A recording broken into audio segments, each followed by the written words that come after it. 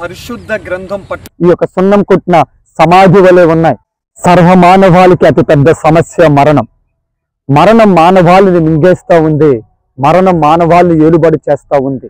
అటువంటి తరుణంలో, అటువంటి సమయంలో మరణము గెలిచి చూపించిన ఏకైక వ్యక్తి మహాదేవుడు ఆ ప్రభు అయిన యేసుక్రీస్తు వారు మాత్రమే.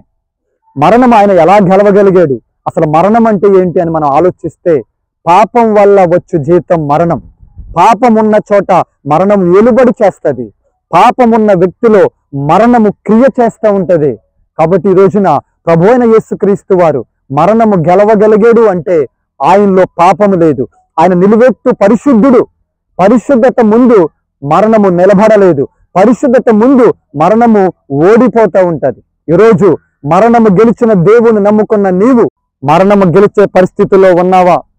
మనం ఆలోచిస్తే కనుక మా దేవుడు మహాదేవుడు ఆ ప్రభు అయిన యేసుక్రీస్తు వారు మరణము గెలిచాడు అని మనం ప్రకటిస్తూ ఉంటాం.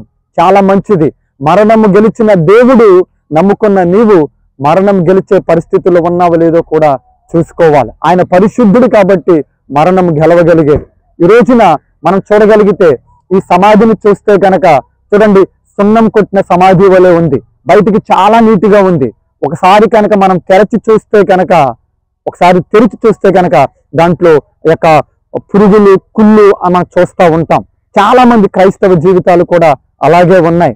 దేవుడు మీ జీవితాలను కనుక తెరచి చూస్తే మీ జీవితంలో యొక్క కుళ్ళు, కుతంత్రత, పాపక్రియలు, వ్యభిచారము, మత్తతలు, అనేక అల్లరితో కూడిన ఆటపాటలు ఉన్నాయి. చాలా మంది క్రైస్తవ జీవితాలు ఈ యొక్క సున్నం కొట్టిన సమాధి వలె ఉన్నాయి.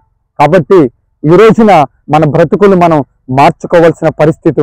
ఈ పరిశుద్ధ గ్రంథం పట్టుకున్న నీ బ్రతుకులో కూడా పరిశుద్ధత ఉండాలి. అప్పుడే నీవు కూడా మరణము గెలుస్తావు.